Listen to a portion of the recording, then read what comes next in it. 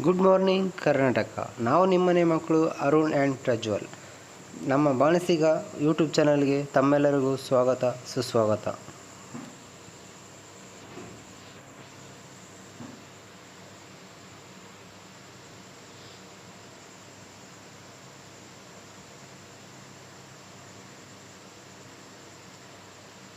ನಾವು ನಿಮಗೆ ಈಗ ತೋರಿಸೋಕೆ ಹೋಗ್ತಾ ಇರೋದು ಐತಿಹಾಸಿಕ ಪ್ರಸಿದ್ಧ ಸ್ಥಳದ ಬಗ್ಗೆ.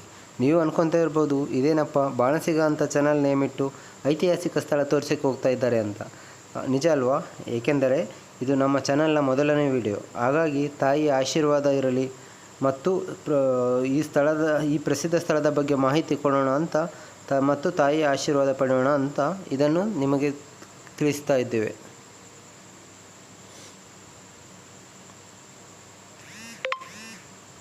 ಈ ಸ್ಥಳ ಇರೋದು ಕಲಬುರಗಿ ಜಿಲ್ಲೆಯ ಅಫಜಲ್ಪುರ ತಾಲೂಕಿನ ಗತ್ತರಗಿ ಅನ್ನೋ ಗ್ರಾಮದಲ್ಲಿ.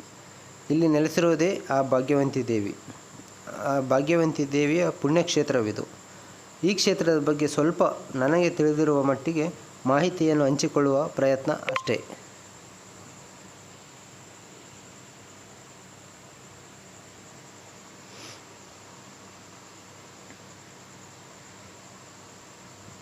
ಭೀಮಾ ನದಿಯಲ್ಲಿ ತೇಲಿ ಬಂದ ದೇವಿಯಂತಲೇ ಕಥೆಯುಳ್ಳ ಭಾಗ್ಯವಂತಿ ದೇವಿ, ದಾರಿದ್ರ್ಯವನ್ನು ದೂರ ಮಾಡುವ ದೇವಿಯಂತಲೇ ಪ್ರಸಿದ್ಧ ಆಗಿರುವ ತಾಯಿ.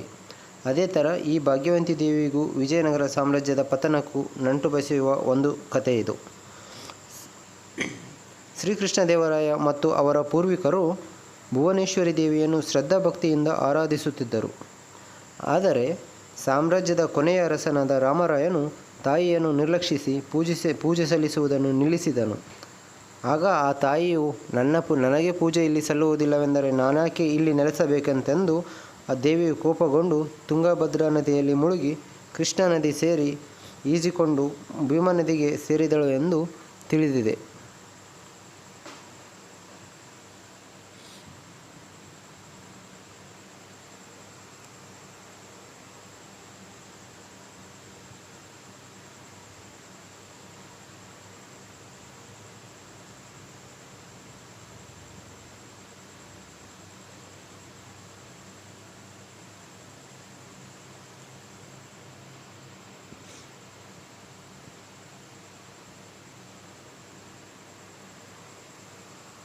ಯಾವಾಗ ಆ ತಾಯಿಯು ವಿಜಯನಗರ ಸಾಮ್ರಾಜ್ಯವನ್ನು ತೊರೆದು ಭೀಮಾ ನದಿಯಲ್ಲಿ ತೇಲಿಕೊಂಡು ವಿಜಯನಗರ ಸಾಮ್ರಾಜ್ಯವನ್ನು ತೊರೆದಳೋ ಆಗ ವಿಜಯನಗರದ ಸಾಮ್ರಾಜ್ಯದ ಪತನಗೊಂಡಿತೆಂದು ತಿಳಿದು ಬಂದಿದೆ. ಪತನಗೊಂಡ ಸಮಯದಿಂದ ಮುಸ್ಲಿಂ ಅರಸರ ವಶವಾಗುತ್ತದೆ ವಿಜಯನಗರ ಸಾಮ್ರಾಜ್ಯವು. ಕೆಲವು ದಿನಗಳ ನಂತರ ಕುರಿಯ ಕಾಯುವ ದ್ಯಾಮಣ್ಣ ಎನ್ನುವ ಒಬ್ಬ ಗಾಹಿಯವನಿಗೆ ಭೀಮಾ ನದಿಯಲ್ಲಿ ಗಾಜಿನ ಗಂಬದಲ್ಲಿ ದೇವಿಯು ಕಾಣಿಸಿಕೊಳ್ಳುತ್ತಾಳೆ.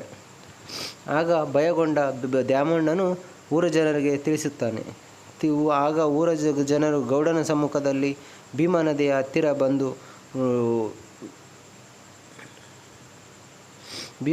ಹತ್ತಿರ ಬಂದು ನೋಡಿದಾಗ ಗಾಜಿನ ಗಂಬದ ರೂಪದಲ್ಲಿ ಪ್ರತ್ಯಕ್ಷಳಾದ ದೇವಿಯು ಈ ಜಾಗದಲ್ಲಿ ನನಗೆ ನೆಲೆ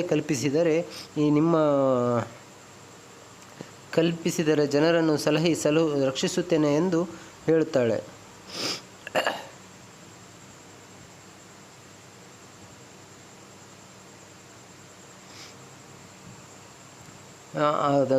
ಹೇಳಿದಾಗ ಗ್ರಾಮಸ್ಥರೆಲ್ಲರೂ ಎತ್ತಿನ ಬಂಡಿಯಲ್ಲಿ ಗೌಡನ ಸಮ್ಮುಖದಲ್ಲಿ ಗಾಜಿನ ಗಂಬವನ್ನು ತಂದು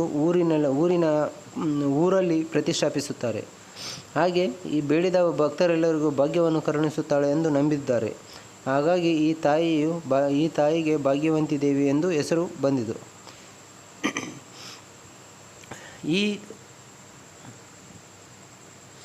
ಈ ತಾಯಿಯ ಸನ್ನಿಧಾನದಲ್ಲಿ ವಿಶೇಷವೇನೆಂದರೆ ಸಿಡಿ ಆಡುವುದು ಅಂದರೆ ಭಕ್ತರು ತಾವು ಬೇಡಿಕೊಂಡಿರುವ ಬೇಡಿಕೆಯನ್ನು ಈಡೇರಿಸಿದ ಮೇಲೆ ತಾವು ಬಂದು ತಾಯಿಯ ಸನ್ನಿಧಾನದಲ್ಲಿ ಸಿಡಿಗಂಬವನ್ನು ಏರಿ ಸಿಡಿಯಾಡಿಕೊಂಡು ಹೋಗುತ್ತಾರೆ. ತಮ್ಮ ಹರಕೆಯನ್ನು ಸಲ್ಲಿಸುತ್ತಾರೆ. ಕೆಲವು ವರ್ಷಗಳ ಹಿಂದೆ ಈ ಸಿಡಿಯಾಡುವುದನ್ನು ಕಾನೂನಿನ ಪ್ರಕಾರ ತಪ್ಪೆಂತಂದು ತಿಳಿಸಿ ಸಿಡಿಯಾಡುವುದನ್ನು ನಿಲ್ಲಿಸಿದ್ದಾರೆ. ಈಗ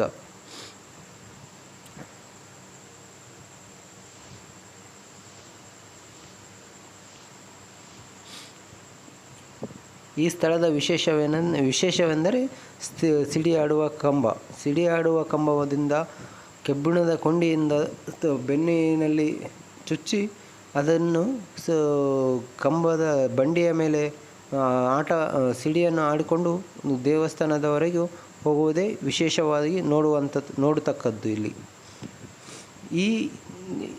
ಈ ಸನ್ನಿಧಾನಕ್ಕೆ ನೀವೇನಾದರೂ ಬರಬೇಕಾದರೆ ಕಲಬುರಗಿಯ ಜೇವರ್ಗಿ ಅನ್ನೋ ಊರಿಗೆ ಬಂದು ಜೇವರ್ಗಿಯಿಂದ ಮೋರಟಗಿ ಅನ್ನೋ ಗ್ರಾಮದಲ್ಲಿ ಇಳಿದುಕೊಂಡು ಅಲ್ಲಿದ್ದ ಆಟೋ ಮೂಲಕ ಅಥವಾ ಯಾವುದಾದರೂ ವೆಹಿಕಲ್ಗಳ ಮೂಲಕ ಈ ಗ್ರಾಮಕ್ಕೆ ಬರಬಹುದು. ಕಲಬುರಗಿಯಿಂದ ಬರಬೇಕಾದರೆ ಅಫ್ಜಲ್ಪುರ ಅನ್ನೋ ಗ್ರಾಮಕ್ಕೆ ಬಂದು ಅಫ್ಜಲ್ಪುರದಿಂದ ಗತ್ತರಗಿ ಎಂಬ ಗ್ರಾಮಕ್ಕೆ ತುಂಬ ಬಸ್ಸುಗಳು ಉಂಟು, ಅದರಲ್ಲಿ ಬರಬಹುದು.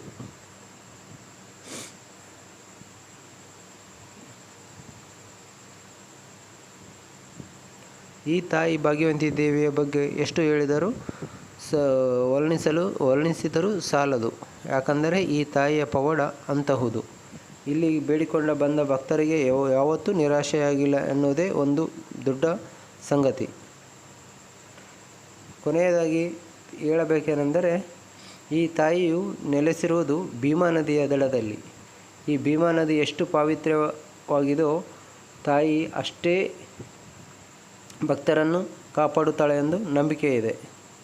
ದಯವಿಟ್ಟು ನಿಮ್ಮ ಸಮಯವನ್ನು ಮಾಡಿಕೊಂಡು ಈ ದೇವಸ್ಥಾನಕ್ಕೆ, ಈ ಪುಣ್ಯಕ್ಷೇತ್ರಕ್ಕೆ ಭೇಟಿ ಕೊಡಬೇಕಾಗಿ ತಮ್ಮಲ್ಲಿ ವಿನಂತಿಸಿಕೊಳ್ಳುತ್ತೇನೆ.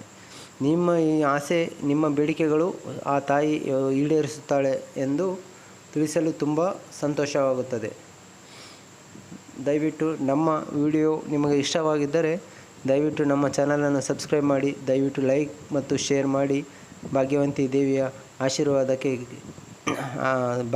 ದೇವಿಯ